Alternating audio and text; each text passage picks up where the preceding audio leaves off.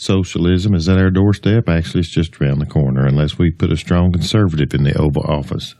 Have someone in mind that might enjoy listening to the show, especially a young person that needs to hear a conservative message. Tell them how to subscribe or send them to the About page. This will provide methods of subscribing to the show, and that is www.oldguardaudio.com/about. Let me know what you think of the show. Send me an email at john@oldguardaudio.com. Again, thank you for making the show a success, and I'm praying that God will richly bless you and yours. Thank you again. This is John Haynes. Assalamualaikum. Peace to you all. My name is Saba Ahmed. I'm a law student at American University. I am here to ask you a simple question. I know that we portray Islam and all Muslims as bad, but there's 1.8 billion Muslim followers of Islam. We have 8 million plus Muslim Americans in this country, and I don't see them represented here. But my question is, how can we fight an ideological war with weapons? How can we ever end this war? The jihadist ideology that you talk about, it's an ideology. How can you ever win this thing if you don't address it ideologically? Frank? Well, I'm glad to see you're representing Muslims in this company.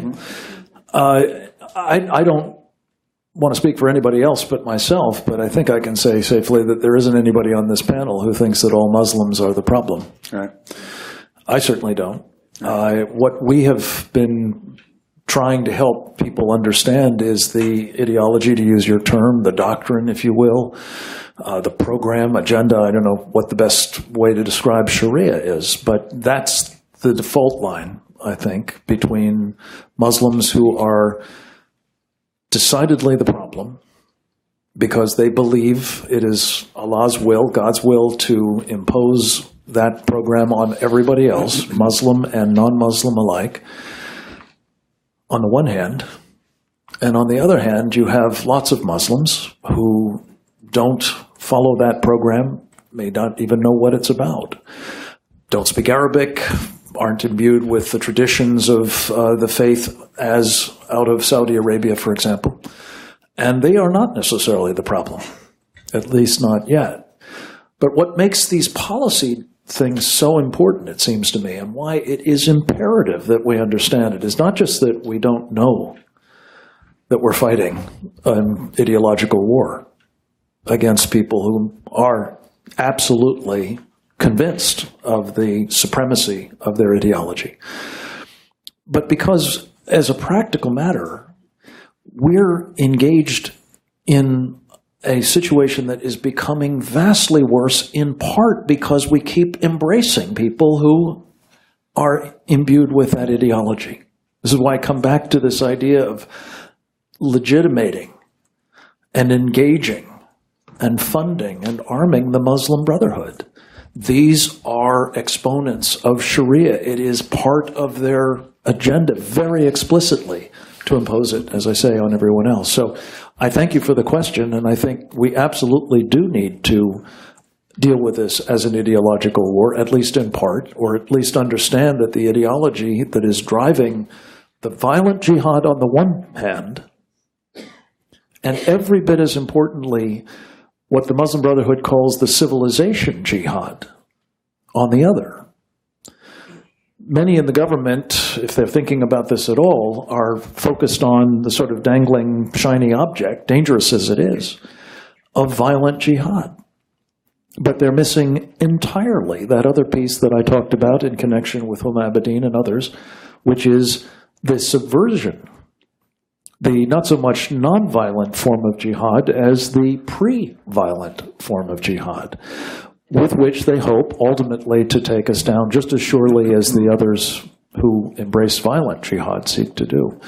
But at the end of the day, it is something that brings them together, whether it's ISIS, whether it's the Taliban, whether it's Al-Qaeda, whether it's the Muslim Brotherhood, whether it's dozens of others, is Sharia. And we do have to get that straight. Yeah. Great.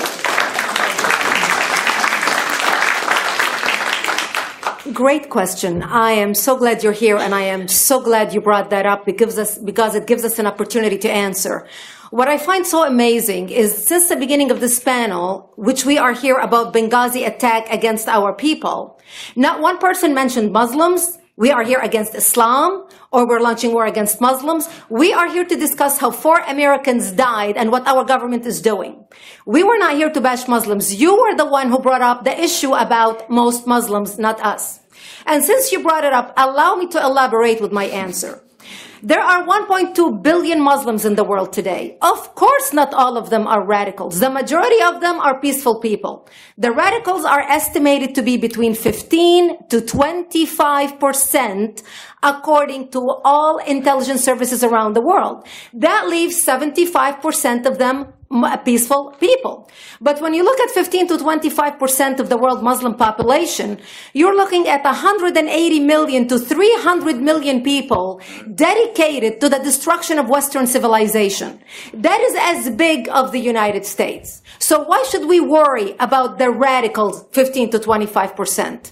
Because it is the radicals that kill. Because it is the radicals that behead and massacre. When you look throughout history, when you look at all the lessons of history, most Germans were peaceful, yet the Nazis drove the agenda. And as a result, 60 million people died, almost 14 million in concentration camps, 6 million were Jews. The peaceful majority were irrelevant. When you look at Russia, most Russians were peaceful as well. Yet the Russians were able to kill 20 million people. The peaceful majority were irrelevant. When you look at China, for example, most Chinese were peaceful as well. Yet the Chinese were able to kill 70 million people. The peaceful majority were irrelevant. When you look at Japan prior to World War II, most Japanese were peaceful as well. Yet Japan was able to butcher its way across Southeast Asia, killing 12 million people, mostly killed with bayonets and shovels. The peaceful majority were irrelevant. On September 11th in the United States, we had 2.3 million Arab Muslims living in the United States. It took 19 hijackers, 19 radicals to bring America down to its knees, destroy the World Trade Center, attack the Pentagon, and kill almost 3,000 Americans that day. The peaceful majority were irrelevant. So for all our powers of reasons and us talking about moderate and peaceful Muslims, I'm glad you're here. But where are the others speaking out? And since you are the only Muslim representative,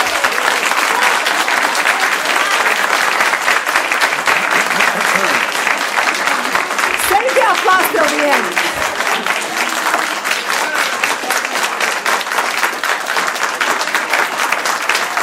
Thank you. Thank you. And since you're the only Muslim representative in here, you took the limelight instead of speaking about why our government, and I assume, are you an American? You're an American citizen. So as an American citizen, you sat in this room and instead of standing up and saying a question or asking something about our 4 Americans that died and what our government is doing to correct the problem, you stood there to make a point about peaceful, moderate Muslims. I wish you brought 10 with you to question about how we can hold our government responsible.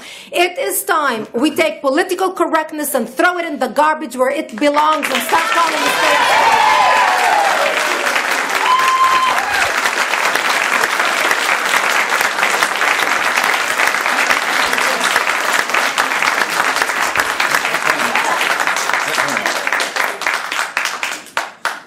And there will be refreshments afterward.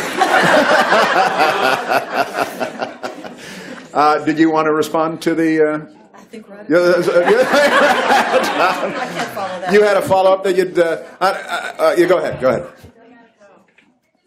Comment. Thank you for your responses. And I do really hope that other Muslims will start showing up at these conservative forums. But, as a peaceful American Muslim, I would like to think that I'm not that irrelevant. I'm just as much an American, and I'm very deeply saddened about the lives that were lost in Libya. And I hope that we will find justice for their families. But I don't think that this war can ever be won by just the military. You have to address you have to bring Muslims to the table to address this. I think everyone agrees that it can't be run just militarily, and I think that everyone has said that. You tell me who the head of the Muslim peace movement is? I guess it's me right now, so thank you. Well, there you have it. I'm so glad you stopped by the show today. Let someone know